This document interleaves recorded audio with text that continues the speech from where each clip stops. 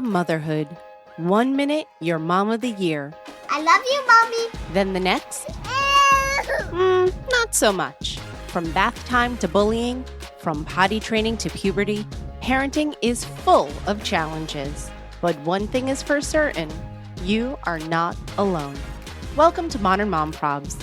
I'm your host, author, mother, parenting expert, Tara Clark. Join me while we tackle today's modern mom problems. Welcome back to another episode of Modern Mom Probs. I'm your host, Tara Clark. Today's topic is how to save for retirement when you're also saving for short-term goals, like saving for an emergency fund, saving for college, or paying down debt. I'm joined by Ryan Viktorin, Vice President, Financial Consultant. Ryan has worked as a financial consultant for 15 years and joined Fidelity in 2013. She works with high net worth families in the areas of investment strategies, retirement planning, and tax-efficient investing. Ryan maintains an in-depth understanding of the financial markets while working to effectively simplify and communicate complex financial concepts. She truly enjoys developing relationships with her clients and working collaboratively with them to help them achieve peace of mind regarding their wealth. Ryan, welcome to the show. Thank you so much for having me. I'm so excited to be here. I'm so glad you are here. This episode was created in collaboration with Fidelity. Thank you, Fidelity, for sponsoring this podcast. Now let's get into it. Great. I'm ready. Let's do it. So Ryan, tell me a little bit about yourself.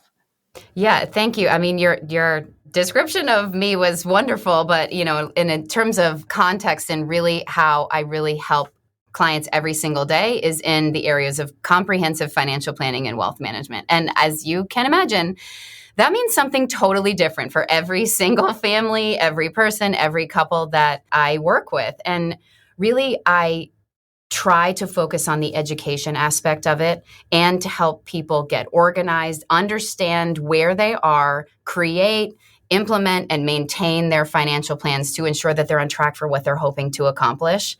And I know that everything I just said was full of my industry jargon. And so my goal in this podcast and anytime I speak with anybody is to just try to remove that jargon, to try to make this so much more understandable and accessible, to make it more of a conversation. And that's what I bring to my conversations with my clients every day. And I hope to bring to this discussion every single day as well. And I have to say, I am a huge fan of the podcast. I'm a follower. I'm a fangirl of everything. So I'm so excited to be here and to be able to communicate with your community. Excellent. Thank you, Ryan. Now I'm fangirling you. I love the work that you do. And like I said, we're going to jump in a little bit further to talk about what the other work that you do within Fidelity. So financial education is something that not all families teach their children from a young age, right? And so my question to you is, what age is the right age to start saving for retirement? It's such an important question, and I'm going to give an answer that is a little bit flip, which is right now. Just start whatever age you are right now. That's when to start. And the reason I say that is because sometimes when we give an age, say like, yeah, you should start as early as possible, of course. But also, if I give an age like you have to start by X or you have to start by Y age, then someone who's older than that might say, oh, too late for me. Oh, it's inaccessible for me. And so, of course, as early as humanly possible, but there's also times in life where it's not accessible to even be able to save just because you're paycheck to paycheck or something like that. And then as time goes on, you get a little bit further along in your career, you get a promotion, you get a bonus, you say, wow, I really can save.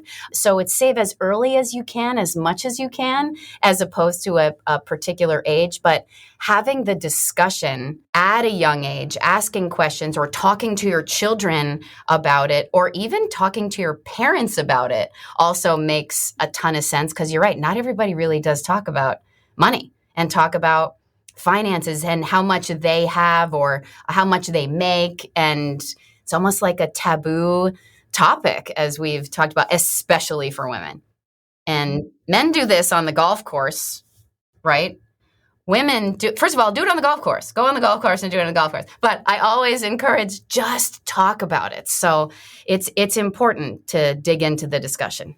Yeah, it really, really is. My husband and I are Fidelity clients. We started our account once we got married in our 20s. We were 26 when we got married. So I want to say that's when we were like, okay, now we're grown-ups and we're going to do grown-up things like get married and have an apartment and make investments and start saving for our retirement. Yeah, and it's awesome that you even came together to try to do that together. And some people really, really don't. So let alone not talking about it with families, but sometimes spouses don't even talk about it. Or what's really common is we talk about this as you mentioned before. Another huge part of what I do is I'm a panelist on something called Women Talk Money, which is Fidelity's community of women, literally hundreds of thousands of women who come together to have this exact same discussion. And it's so funny how often we hear, well, I'm so busy that we divide and conquer, right? Like my husband does the investment piece and I do everything else, period. And so, because the moms do absolutely everything, or more generally, they maintain the day to day. I go to the grocery store, I buy this, I buy that, I do the shopping or whatever. And then sometimes they're not even aware of where the accounts are and how you're saving and what the process is. So I think it's fabulous that the fact that you two as a team, especially in your 20s, made that conscious effort to say, we're going to do this together. We're going to be knowledgeable about it together and to actually start. It's awesome. That's awesome that you did that, especially in your 20s, because these kids these days. Ah, thanks. I'm going to pat myself on the back for that one. Yeah. Thank you. Thank you. I appreciate that. So how can we decide how much to set aside for retirement, especially when, like you said before, like we're living life, right? So it's like we're paying for groceries, which, I mean, inflation is bananas now anyway. We're paying for groceries. We're trying to set aside money for an emergency fund, for college for our children. So like, how can we decide what to set aside? So you can see how it can get overwhelming quickly because you're trying to save for all the things, at the same time and also just live your life. And so we have some general guidelines. And at Fidelity, we like to say you want to save about 15% of your income. And I get it. I get that that's a general thing to try to get to. One, that seems sometimes completely unattainable to a lot of people. So I always say just start. But there's also this hierarchy that you want to go through from a financial planning perspective is first, if you are working and you have access to a 401k, and there's something called a match at a 401k. That means your company puts in money, and that is part of your compensation, but you only get it if you put money in too. So you want to make sure that you are putting and contributing into your company match that's inside of a 401k, okay? So that's the first thing. And then the other thing that's really important is an emergency fund.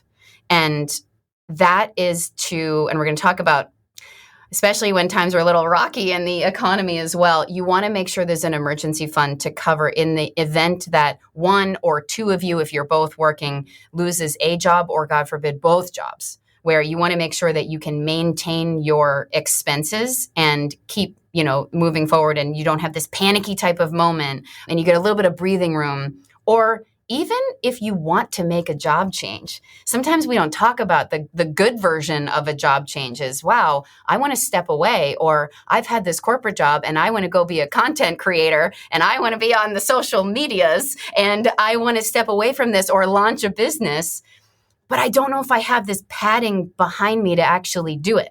Right. And that's what an emergency fund can also actually provide. But more specifically is how do you figure out how much to set aside? That's going to be coming down to your cash flow. And that's one of the jargony buzzword moment. Cash flow is what type of income do you have coming in? How much money are you making? What type of expenses are going out? So what are you spending? And what's the difference? And if you're spending more than you're taking in, that's a different discussion than if you're actually able to save. So your income is higher than the expenses are actually going out the door. And you say, wow, I'm in this moment where I can start to save for my future. Where do we save for the future? And how far, or even not even for the future, for a goal, how far is that goal? Are you, like you two said, 26 and your retirement is at 65? And that's a long time. So you can start to add a little bit over time. Or let's say you wanted to buy a house and it's in 5 years. That's a little bit of a different way to save and then invest for that goal too, which we'll talk about later, how that's a 2-step process. So it comes down to what your specific picture is. And aspirational, I want to save at least 15% of my income, but it gets really specific really fast for how you can handle it for your own situation.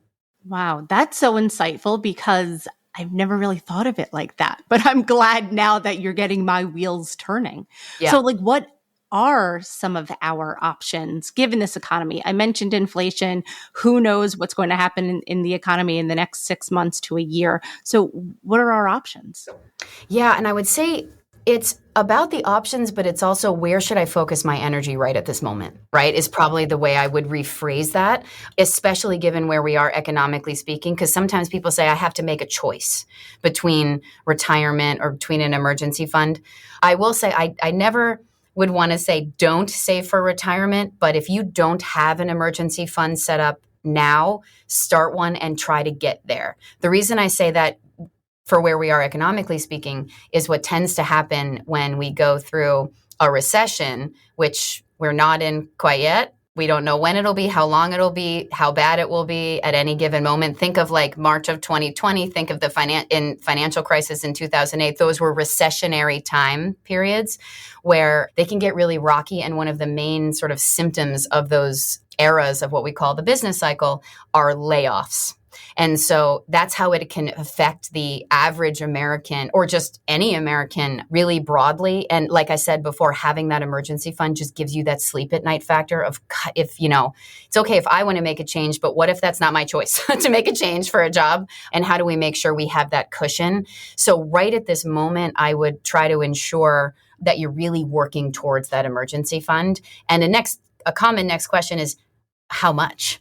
That's exactly what I was going to say, right? I was like, okay, what's the rule of thumb? Yeah. So rule of thumb, generally speaking, is 3 to 6 months of your expenses. Okay. But everybody has what I call a sleep at night number.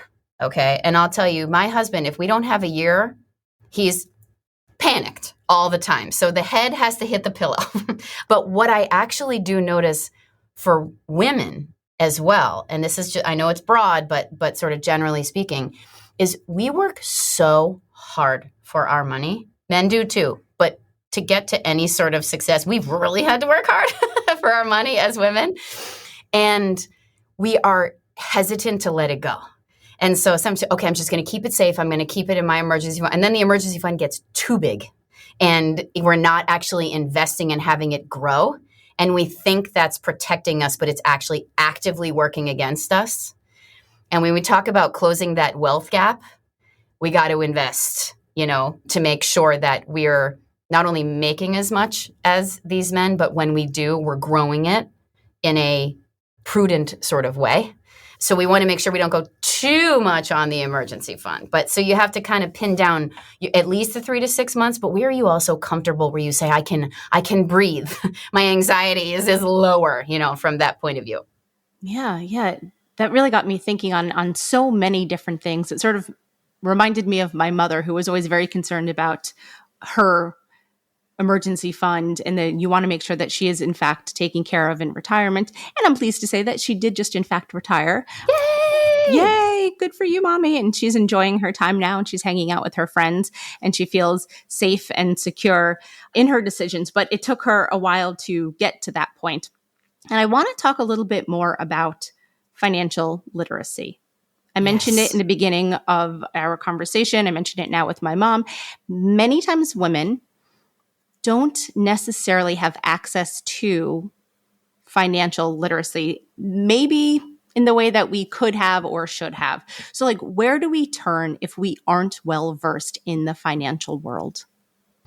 Well, the first thing I would say, because I couldn't agree with you more, right? The number one thing I would say is it is totally okay for you not to be well-versed in the financial world. And to a degree, I start to say, because we aren't taught this in school, unless you go to get a degree or a certification like I have, right? Why would you know how to do any of this? Especially because whether we're moms or we're, different specialties in the world, very, very good at doing what you do. If I said, hey, Tara, you know what you should do about, content creation, I don't have an answer for you. It's not what I do in my day to day. So it's okay to ask questions. It's okay to ask for help. And I think there's so much available online. Of course, there's, especially on fidelity.com, there's so much information, but I will say, then it gets overwhelming because you don't even know where to start. And so I will say, again, the plug for Women Talk Money, this is what we talk about. We are literally in what is a 401k, an IRA? How do I save? How do I think about it? So it's really coming back to finding whatever community really helps you learn about this. And the other thing too, because as you started, I'm a financial consultant and I work with clients every day, and people think that that's reserved for the wealthy, and it's not. And they think it's expensive. I'll tell you, at Fidelity, it's free. You can work with me for free to have actually craft plans, understand at certain levels relationships with someone you can come back with. And so sometimes there's this misconception that it is inaccessible. And so therefore, I'm never going to learn. And so I won't. And we just don't. And time goes on. And so what I would say is don't be afraid to get started. Don't be afraid to ask for help. And if you do get overwhelmed, raise your hand, reach out, talk to your friends, talk to your parents, talk to your spouse, just ask the questions. And you might need to be a little bit vulnerable to say, hey, I don't know a whole heck of a lot about this. Can you help me understand? And most people should. And if they don't, you find a different person and they can come and help. Yes.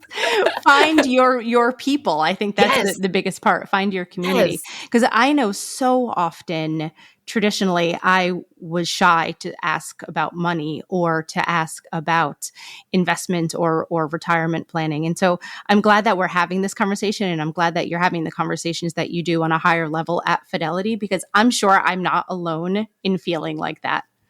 Sure. No. I mean, there's so many. In fact, most don't know how, so the majority of people really don't feel comfortable in this area. And again, like I was saying before, that men talk about this on the golf course, and I want women to as well, is I don't know if it's a societal thing where it's a taboo and we shouldn't talk about money. And particularly, we shouldn't talk about how much we make or how successful we are, particularly as women. Why it's okay for men to do it, I have no idea. But it is. It's okay for us to talk about that. It's okay to really have those discussions and to advocate for ourselves. But very commonly I hear, and you see a lot of it online as well, of how do I negotiate a higher salary? How do I make sure, again, we're closing the wage gap, right? And then saying, okay, but then I got the higher salary, I got the bonus, I got the new job. Now what? Right? When do I start to engage for a little bit more help? And again, there's so much available online. There's literally nothing you can't do by yourself. And I do work with a lot of DIYers, and they just come to me for validation for what they're doing. Or they say, punch holes in my strategy, or, is there anything I don't know? But also people who say, listen, this is not for me. I need to hire somebody to do this for me. I need some version of professional management. And we have that discussion. Again, not reserved for the wealthy. And investing and getting started, I always say this and nobody leaves, it's $1. You can start with $1 to start getting invested. So it doesn't have to be anything crazy or super complicated. Save, invest, 2-step process. And if you don't know where to turn, ask for help, go online, talk to your people, like I said before. Yeah, find your people. So it's springtime right now. We just did our taxes. Some of us may be waiting for our tax returns. Keep our fingers crossed on that one. And so my question is, when that check hits, what can we do with our tax returns? Should we invest it? Should we buy a big giant television? I don't know. Help me out on that one. And I think, it's funny that whether it's a tax return or not, what if I did get the bonus? What if I did, who knows what it is? If there's an infusion that you really maybe weren't quite anticipating. And again, if you got your tax return, yay, that means it's a little bit extra that comes in, which is awesome. And so anytime there's a moment like that, where you say, ooh, I have a little bit extra, sometimes a lot extra. And even if it's a little bit, I would always say, take a beat, right? If you have to buy a TV, buy a TV. But at the same time, okay, if we're trying to think about the future and in the context of the future, zoom out a little bit. And rather than maybe just diving into some spending, is saying, where is this going to serve me the best? And I always think about this construct in terms of financial planning in general. And I've said this before many times, that I categorize this in the who, the what, and the when. Who are we planning for? Who are the important people in our life? What are we planning for? So what are the goals? Retirement, buying a house, college, things like that. And when are they happening? And then once you know that framework, then you can take a look at what are you actually on track for right now? And whenever, just anytime, but also when you have an infusion, you start to say, do I need to make any tweaks? And where is that best served to accomplish what I'm hoping to accomplish at any stage of your life? And so when you have that framework, just take a minute, take a second, and then zoom out a little bit. That would be my advice, is take a breath, That's so helpful. I'm going to take a breath and think about that one. Take a breath, zoom out. Yeah, exactly. So Ryan, what are 3 key takeaways on investment planning that you could share with me, given where I am in my retirement journey? I'm 40 years old. We've been saving for, 15 years, give or take. What kind of info do you have for me now? Yeah, I would say a couple of them are general, but one is very specific to what's happening in the world right now. And as we start to get to the point where we start to transition, but we've just sort of been in this almost like autopilot. We're on the treadmill, right? Like you started when you started, you're 26 and you're trying to figure out where to save, where to save stuff. And now 15 years later, you start to think about, wow, so much has happened in that time frame. And then again, so I would encourage you yourself to go back to that construct. Okay, now who are we planning for? Because now there's a couple of kids in the picture, right? And we're saying, okay, well, what am I really hoping to accomplish? Again, is it parents? Is it spouse? Is it kids? It's, what is it? But for you specifically, start to think within that framework. Who am I planning for? What am I hoping to accomplish? And when? And so it's the same kind of framework. And to say, given that, are you saving in retirement accounts to the maximum that you possibly can? And there are certain IRS limits for that. And then also, especially, do you have a really good understanding of your financial plan with your husband? And if you don't, that's totally fine, but start that. That's what I would say. And then also, as you start to think about anybody, I would say in their 40s or even as you get up to 50s, what are the things that you have access to that you want to make sure that you're capitalizing on? So one, saving beyond retirement. Where else can you save? What other accounts can you look at? But the other thing that's super specific and has changed pretty drastically in the past year is even going back to, assuming that emergency fund is put in place and that you're, investing beyond that. The interest rate environment has changed entirely in a year. So a year ago, that emergency fund that you worked so hard for was probably making very little interest because nothing was really paying, maybe a little bit more than a year. Fast forward now, there's money markets that pay 4.5%, 4.25%, 4.8%, and that is money working for you. So I always say, get the money you've worked so hard for working for you harder, if that makes sense. And so little things like that can have a huge impact on just making money on your money that a year ago didn't really have to look at, but now definitely have to ensure that things like that are always in place. And then the final thing that I would say is if you feel like you do need help, ask for help. Reach out for help. Get a second set of eyes, with a professional if you feel like you want, okay, I want to get organized. And I'll leave you with, you want to make sure that your financial plan is as simple and streamlined as possible, but as sophisticated as necessary, given what you're hoping to accomplish and your financial situation. And you want to make sure that's where you're at. Sometimes you need a little bit of help. That's okay. That's what we're here for. That's such a good one. Can you say that one more time? I think the listeners would want to hear that again.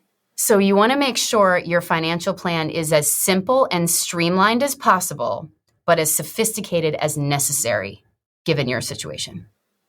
Ooh, that's a good one, Ryan. That's a keeper. I'm taking that one. I'm putting it in my pocket. I'm putting it in my pocket right now. There you go. Take it. I'm going to keep that one. So Ryan, tell everyone where we can learn more about saving for retirement.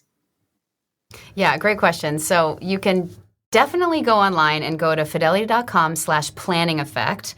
And then you really can get a sense of what you're on track for, what you're saving for, and really where you stand at the moment. But also if you want to join that community I was talking about before, it's fidelity.com/women, and you can participate in other, events that we have, or look at the former recordings that we've got of chats just like this. Although this one's been real fun in particular, I must admit. I had fun too. Thanks for coming on, Ryan. I really appreciate it. Oh, no problem. Thanks for having me.